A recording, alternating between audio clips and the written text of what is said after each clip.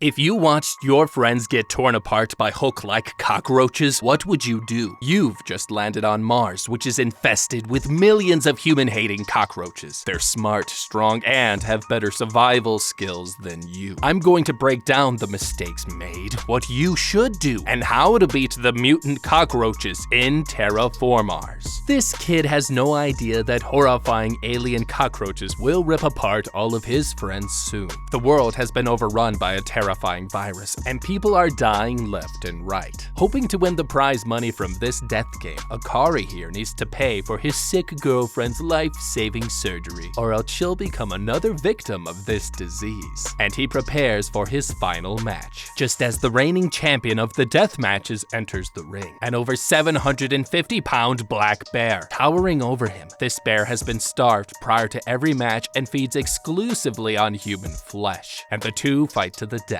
Suddenly, Akari gets knocked down, and the bear begins tearing him open and eating him alive, all the while as two mysterious people watch from a distance. But that's when Akari's rage turns him into a terrifying monster, and he brutally tears through this bear's eye and crushes its skull, killing this monster and finally winning the tournament. He goes to collect his winnings, but gets stopped by the two mysterious people watching him, and they reveal to him the worst possible news. His girlfriend has just died, making her another victim of this worldwide disease. Akari here collapses in shock, and these two introduce themselves as commanding officers Komachi and Michelle. They work for a space agency called NASA, and they tell Akari that the virus that killed his girlfriend came from Mars, and that right now there is no cure, at least on Earth. They tell him that they need to fly to Mars and stop this virus, or else billions more will die. Thanks to his unique powers, Komachi and Michelle offer him a spot on the team, and Akari agrees to join them to help save the world, so that no one else, just like his girlfriend, will have to die. Later, Akari wakes up in a hospital bed, and Michelle tells him that he's been asleep for a week, and that he and many others have just undergone a terrifying surgery to help prepare them for the horrors that they will soon face on Mars. This surgery has given everyone on the team special powers. Using a drug, they will be able to temporarily access the powers of certain animals and bugs that have been infused into their DNA. This Mars mission is more horrifying than everyone thinks, and everybody gets ready for their mission brief. In order to stop this horrifying virus from spreading across the world and killing billions, they'll need to find a cure on Mars. However, though, there's a catch.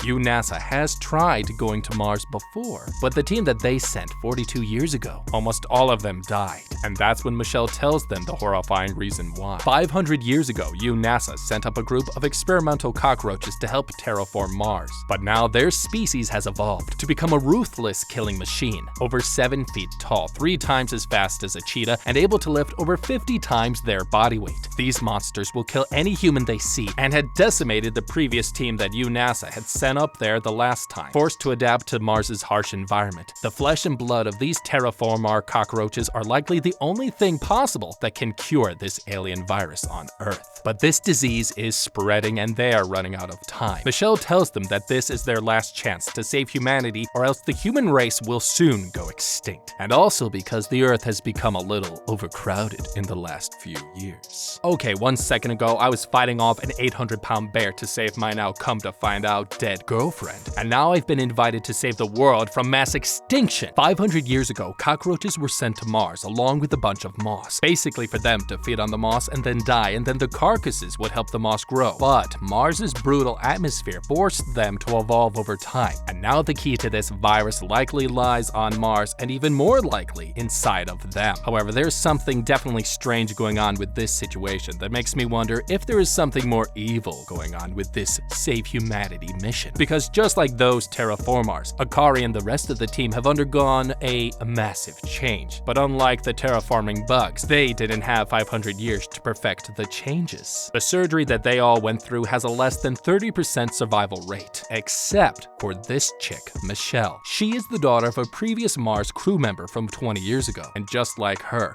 father underwent a version of the bug surgery, and as a result, this woman has inherited her father's powers on top of whatever power she got from the surgery. Her inherited power also can be used at will, and without the use of any serum, and the same goes for Akari. NASA discovered that an individual who inherited a power has a massively much higher chance of surviving the normally less than 30% chance survival rate surgery. That is why Michelle and Komachi went to Akari in the first place. That is why she and him are so valuable. So far, nobody else on the planet has been found to have inherited any powers. Through the surgery, each team member has been inserted with the powers of an animal or bug, and these abilities have granted them enhanced speed, strength, and physical endurance. With the use of this specially designed serum, this drug can unlock their full powers for a limited amount of time, and will allow them to basically become an unstoppable killing machine themselves for a limited period of time, which brings up a few questions for me. One, at the cost of over $800 million for a single space flight that is being coordinated with multiple global leading nations, this makes me question as to why they would only be sending one rocket for such a supposedly world-saving mission. And this means that if I was Akari, I would be suspicious as hell about this mission from the get-go. And being the fact that this agency is a government entity, this means that Akari now has just signed his life away, and this means that opting out is no longer an option. At this point, this kid seems royally screwed and with little options left. I would work on figuring out more information about the assessment pool of candidates, their reasons for being here, and the why behind it all. Where do they come from? Are they being treated better or worse by their government? All of these things will help narrow down if my suspicion that this whole world government saving thing is actually just a front for something far more sinister. The group then blasts off to Mars, and everybody gets to know each other. Everyone here thinks that they're ready for the mission, but they'll soon regret that they ever got onto this ship. Captain Komachi then updates everyone that they'll soon be entering Mars's atmosphere, but that's when he notices one of the security cameras stops working. He thinks something is off and tells Michelle to go check it out. Meanwhile, Akari and Blonde Guy wait in line for the showers but notice that a certain person in there is taking too long. Suspicious. They go to check it out and also creep on this crewmate,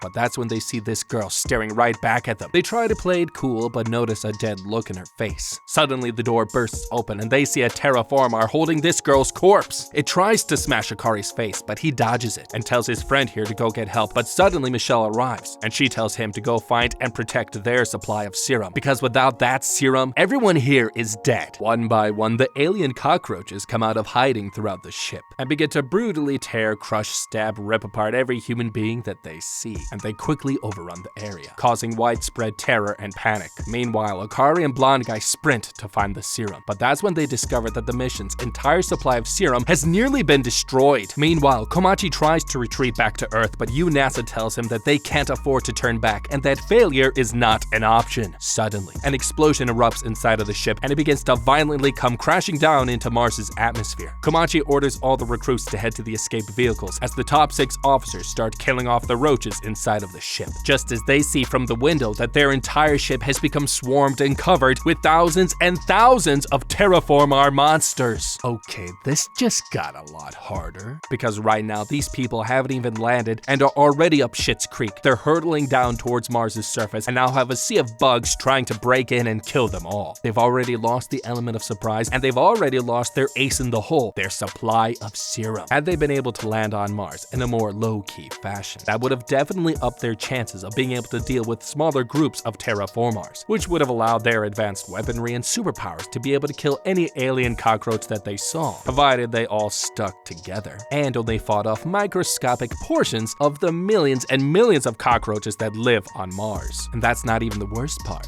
The worst part is that these monsters already knew about this rocket and this team's whereabouts even before they landed. And that means that somebody had to tell these monsters about it in advance. Not knowing how these bugs got onto the ship, it's likely that someone sabotaged the mission, which means that the mole is likely one of the senior officers on the team, being ordered and controlled by the country or government agency that is backing them on the mission. If we look carefully, all the senior officers come from different countries. And that means that while saving the Earth does sound like a cause that the whole world could get behind, the fact of the matter is that we have various countries participating in this mission. And that means that we have many hands in the pot and many conflicts of interest. It's likely that one or more nations got greedy and sought to destroy this mission for a gain of some kind. This also means that Captain Komachi shouldn't have trusted every one of his senior officers, as it's clear that he gave every one of them almost equal access to parts of the ship, including the executive wing of the ship. If I was him, I would have made a calculative decision from before the launch and would have trusted specifically crewmates from the countries of Japan, America, and Germany. If I was Captain Komachi, I would have placed only select people I trusted located in the most precious areas of the ship, namely the cockpit, the cargo bay where the serum was stored, and the engine area of the ship, because the engine suddenly being destroyed at that moment was quite a quinky-dink, don't you think?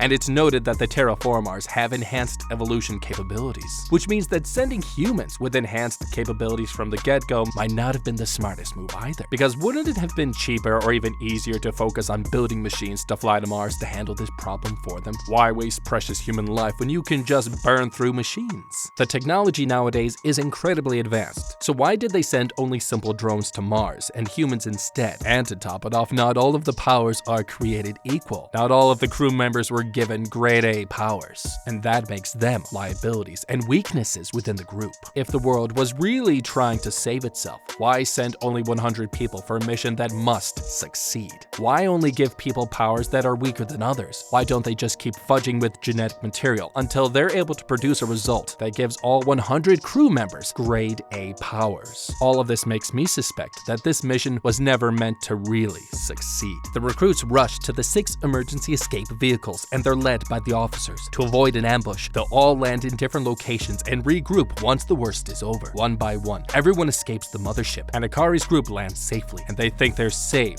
for now. But that's when Komachi realizes that thanks to the disaster on the mothership, his whole team only has an emergency supply left of serums on their escape vehicle. Knowing that they're outnumbered and overpowered, Komachi tells his squad that a rescue team will arrive on Mars in 40 days to save them. But until then, they have 3 objectives that they must complete in order to survive. Regroup at the mothership crash site, restore the research equipment, and prepare to return with samples of the disease. Knowing they need help, Komachi and his squad go to find Michelle's group. But they suddenly run into a Terra Formar, and everyone here realizes that it's an ambush. This one terrified girl manages to capture one of the aliens, and everyone here breathes a sigh of relief. But suddenly the alien cockroach points its hand at the girl and blasts a hole right through her. The whole group is shocked at this alien's new undiscovered powers, and the girl slowly dies in Komachi's arms, and he realizes something truly horrifying. This alien has the same powers as an old NASA crew member from a Mars mission conducted 20 years ago. These creatures have not only killed his old friends, but they have figured out a way to harvest his dead friends' powers for their own.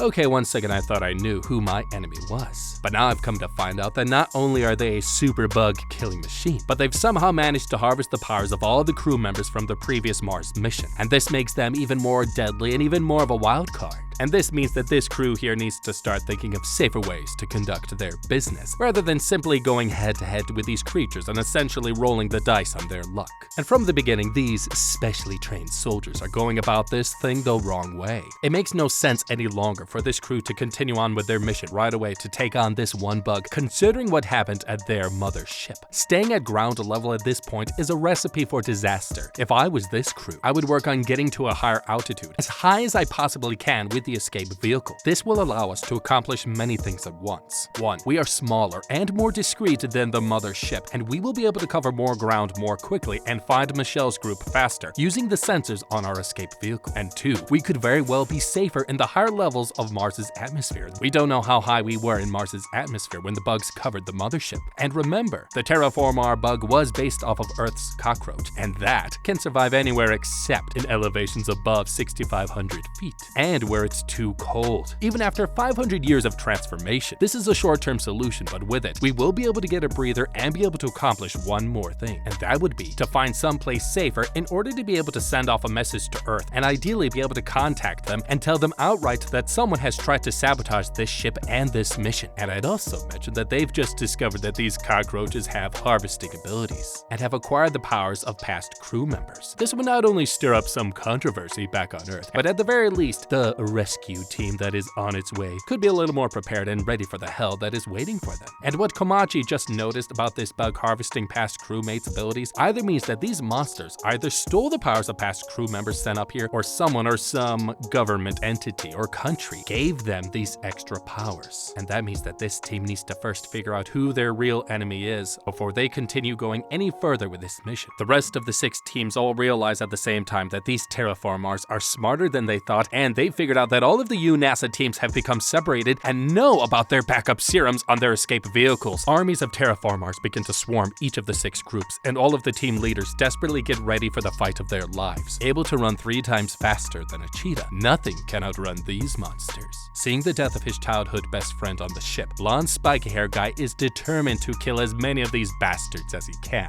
Injecting his serum, he gains the powers of the one creature faster than a Terra Formar, a brown huntsman spider. Using the incredibly delicate spider hairs on his body, he manages to spidey sense and dodge every spider attack, and begins tearing through hordes of alien cockroaches. However, for all of the huntsman spider's incredible ferocity and power, the huntsman spider has terrible stamina, and blonde spiky hair guy gets exhausted quickly, making him helpless against the never-ending hordes of aliens. But out of nowhere, Komachi comes in and saves him, and orders everyone to begin quickly collecting samples of cockroach flesh before more of them arrive. Meanwhile, Michelle's stranded group tries to contact the other teams when they suddenly come across a horde of aliens. Just like Akari, she uses her inherited powers of the bullet ant. Injecting the serum, she gains the additional powers of the blast ant. Akari then injects his serum and gains the powers of the bagworm moth, giving him the ability to spin unbreakable threads of silk, and these two brutally tear apart the flesh off of every alien cockroach that they see. Afterwards, Michelle decides to go wash off the blood in a nearby lake, but that was her biggest mistake.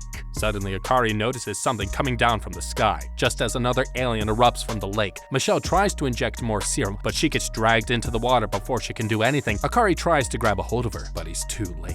Okay, this is insane, because the situation here has gotten more horrifying. Michelle right now has just been grabbed by a diving beetle Terra Formar, basically a Terra Formar with slightly different abilities belonging to a type of a real-life diving beetle. And this bug can store pockets of air bubbles at the end of their abdomen that allows them to breathe underwater, sort of like a scuba tank. And this beetle taking Michelle down into the depths means it's a huge problem for her, since these creatures can stay submerged for more than 10 minutes at a time. An average healthy person can hold their breath from 90 seconds up to 5 minutes. And this means that despite Michelle's badassery, she is no match for this terrifying creature. Out of the 6 officers, she's unique in that she possesses 2 powers. Her first power is one that she inherited from her father due to his Terra Formar operation before she was born. Her second power is that of the blast ant, magnified to a human scale. This ant can violently explode by flexing their abdomen so hard that it basically bursts at the seams. Michelle can basically do this without dying herself, but without the serum, she can't utilize that power, which makes her pretty much useless right now. And to top it off, she can't even activate the first power, and she can't use her blast ant explosive abilities, because the temperature of the enemy's body and the surrounding atmosphere around her is too low, cause she's in water, duh. Which brings up my question. It doesn't make sense why she wasn't more careful at the moment she stepped onto this planet if she knew the limited extent of her powers and her weaknesses. Because after everything they've seen, the cockroach's rapid evolution, and seeing water on Mars, one could have put 2 and 2 together and deduced that due to the Terra Formar's suspected ability to evolve rapidly, seeing water on Mars would likely have indicated that there was a good chance that some of the cockroach species have evolved to possess underwater capabilities. And thus, Michelle should have taken note of this and have been way more careful around water from the get-go. If only I had been in charge of Michelle's team, I would have done it way differently. I would have ordered her and Akari to stay near the escape vehicle to protect our invaluable supply of serum, and would have left any extra thirstiness adventures up to the less important lackeys that surrounded them, as this would have better preserved the team overall by protecting their most valuable members. Everybody watches in horror as Michelle gets dragged deeper into the lake, while this other cockroach kidnaps their escape vehicle and tries to kidnap the rest of the terrified crewmates. Quickly reacting, Akari swings up onto the ship and manages to save his teammates with the help of this bird guy, and he prepares to brutally fight this creature, but suddenly notices that its legs look eerily similar to one of the crewmates from the previous Mars mission. Meanwhile, Michelle fights for her life deep underwater, and she realizes that due to the pressure, she can't use any of her explosive ant powers. She tries to quickly lock and immobilize the cockroach, which causes it to run out of breathable air. Minutes pass as she begins to pass out, but suddenly she gets pulled from the water by Akari, realizing that he tied a thin silk rope onto her before she went down. He then knocks the green cockroach out of the ship, just as he gets an SOS alert coming from Officer Redbeard's crew nearby. Michelle then wakes up with a start. Akari informs her of Redbeard's signal, and they try to quickly fix the damaged landing gear in order to take off, but that's when she thinks that something fishy is going on with the cockroaches. Elsewhere, Redbeard's crew begins to get surrounded by more and more terrifying cockroaches, and the team desperately fights for their life, and they're nearly out of serum, and his team quickly retreats inside of these pyramids. Back at Michelle's team, they finally manage to fix the landing gear and set a course to head to the Annex 1 crash site, and she informs one of the other groups nearby try to meet up with them on the way there. Team leader Adolf agrees to lead his team to Michelle's, but on the way there they suddenly get pushed off of their path by another escape vehicle, sliding down into this pit, and they quickly get surrounded by hordes of aliens. They quickly find out that their engine is now destroyed, and the team realizes that they've just been pushed into another ambush. Okay, this just got more difficult, because right now this team is backed into a corner and these monstrous Terra Formars have this crew dead to rights. Adolf here is literally the only guy who can save them, and is probably one of the most deadly officers here thanks to his unique ability. Thanks to the nearly life-ending surgery, Adolf acquired the power of the electric eel, and is able to generate incredibly powerful electric shocks from his body, and is even able to produce a powerful electromagnetic field capable of shielding himself and others from gunfire and ranged attacks if needed. However, unlike him, not all the crew members are combat ready or useful, and unfortunately most of everyone here is about as useless as me without a mic. Ouch.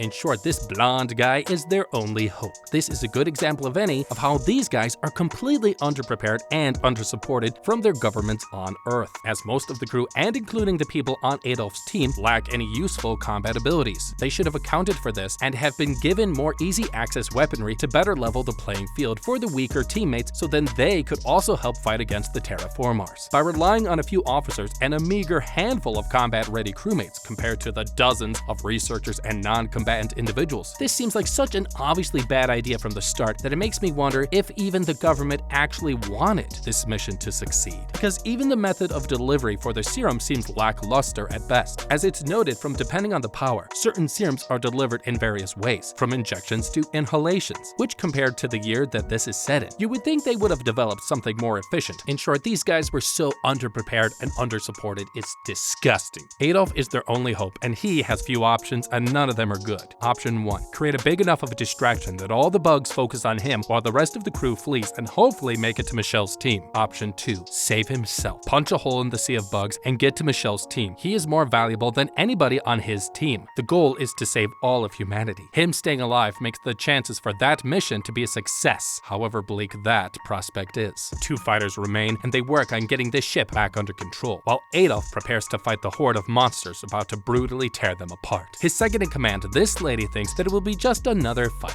but she has no idea just how wrong she is. Injecting her serum, she charges at this cockroach ready to kick ass, but suddenly gets torn in half. Her limp corpse terrifies the rest of the crew members, and they look to Adolf as their last hope, and quickly begins gathering piles and piles of dead Terra Formar cockroaches, using his electric eel powers with incredible accuracy and skill. He's unstoppable. But then he notices a space car show up on the hill. Relieved, he thinks it's a rescue squad, but he realizes that something is very wrong. No teammates are coming to rescue them. The leader of the Terra Formar army steps out of the car, and he orders his army to attack in full force. He quickly begins to get overwhelmed as his useless teammates try to help him out, but they get pathetically murdered in seconds. Out of options, Adolf does the unthinkable and injects himself with a second round of serum, unleashing his full powers, and he gives his last battle everything he's got, killing everything in sight. He finally gets a shot at the cockroach leader and summons a bolt of lightning down on him, finally killing the leader of these terrifying monsters. Now, barely clinging to his life, Adolf collapses and thinks that he managed to save his teammates from certain death, but he doesn't realize just how wrong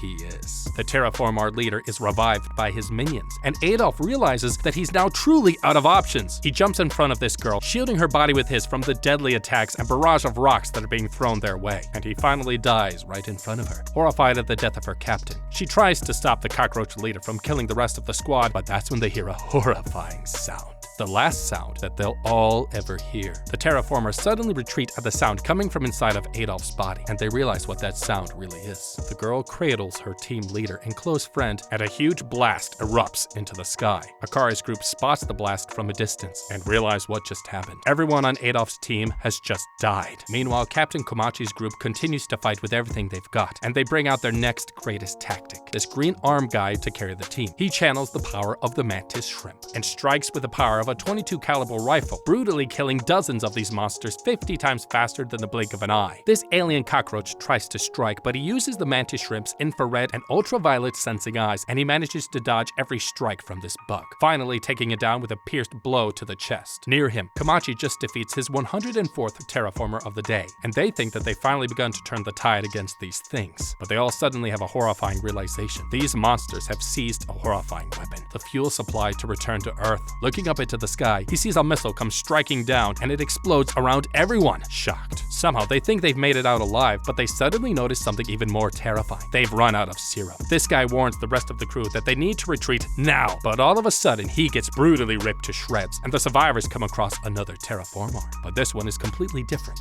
and this one will cost the lives of almost everyone here. Quickly getting overrun, everybody gets killed and gutted. Blonde, spiky-haired guy here, now without any powers, gets cornered and prepares to die with his comrades as well, while Komachi and Green Arm Guy try to find a way out of this hell. Meanwhile, Redbeard's crew begins searching the pyramids for ancient alien technology, but then they notice something strange. No horrifying monsters have tried to follow them inside of here, and everything has suddenly become too quiet. They discover an old unmanned UNASA space shuttle dating back 100 years, along with blueprints for the UNASA alien bug project already here on Mars, and they all shockingly realize that someone on their team has betrayed them. Back outside, blonde spiky hair guy prepares to die, and he suddenly gets saved by a teammate's fastball, and he manages to cleverly deliver him a new vial of serum, allowing him to reactivate his powers and giving him one more fight. Michelle and Akari's crew finally arrive, but notice the same strange terraformer that looks different than the rest, and Michelle prepares to take it down, but then she finally notices what this bug terraformer truly is: the rainbow stag beetle. Okay, looks like Akari's group is now more screwed than they've ever been. At this point, these terraformar bastards have these space soldiers cornered and are about to die, but there is one move that I think they could pull, and while it may technically count as cheating, it could work well enough to get them the hell out of Dodge, at least for now. Because while we're more focusing on the good guys, the dream team over here, this isn't the only crew left alive. If we remember, Redbeard's crew is still missing, and Team China off being little suspects. Because everything up until now has gone majorly wrong for our heroes, but if we put on our Sherlock, and like I mentioned before, and from the looks of things, there seems to be fewer people present right now, and if we remember earlier, Bird Guy was seen carrying way more people to safety with the help of Akari's silk rope, which means that the total weight of all these crew members should not exceed his strength limitations, at least based on what we've seen. And out of the 3 suspicious teams that are located somewhere else on this planet, we can gamble that these guys flying to Team Russia's location is their best bet in staying alive, at least for now. While fighting this Hulk-like disco globe of a Terra Formar, Michelle realizes that it has an incredibly durable exoskeleton and insane amount of crushing strength. This Terra Formar possesses a reflective exoskeleton that reflects light around the surface of its body, allowing it to blend in with the colorful flames behind it. And Michelle realizes that this rocket wasn't meant to harm them, but to mask this terrifying Terra Formar, and to make everyone here helpless as hell. Injured Muscles guy over here then tries to help find this Terra Formar and takes a hit of serum, using his echolocation. He searches for the rainbow stag monster and realizes that it's right behind them. Michelle quickly shields him from certain death and overpowers it, killing it for good. But the battle isn't over. Meanwhile, Captain Komachi gives the rest of his team their millionth pep talk for the day, as him, Green Arm Guy, Bird Guy, and blonde spiky hair guy prepare for the final round of this Earth-saving fight. He tells his team that they have 39 more days until their rescue ship arrives, but he doesn't realize that it will never come. Meanwhile, back on Earth, not knowing if the Mars crew was dead or alive, and unable to contact any of the crew, UNASA never sent the rescue vehicle. Something is blocking all communication, and Japan's Prime Minister finally suspects that someone on the team might be sabotaging the mission on purpose. Horrified, this guy tries to plan UNASA's next move, all the while as Mars's crew continues to fight for their lives, killing hordes and hordes of never-ending human killing machines. Hey, thank you so much for watching the video. Don't forget to like, subscribe, leave a comment down below, and as always, don't forget to check out our How to Beat playlist.